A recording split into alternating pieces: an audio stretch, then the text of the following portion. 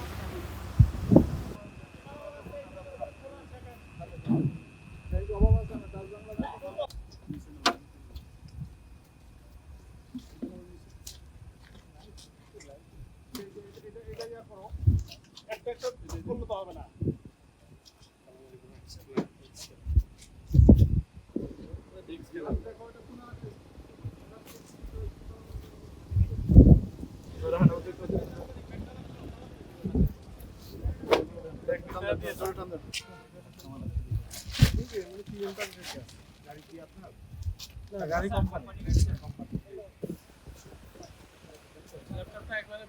ঠিক আছে।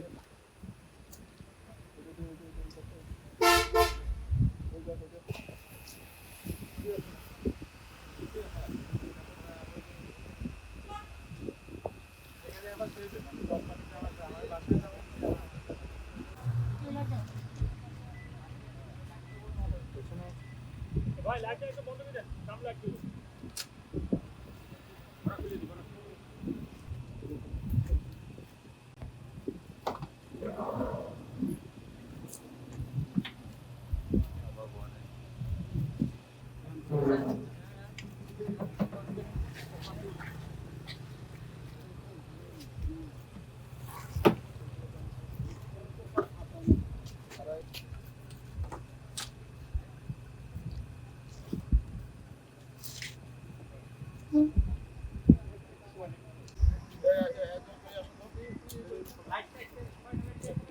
Right.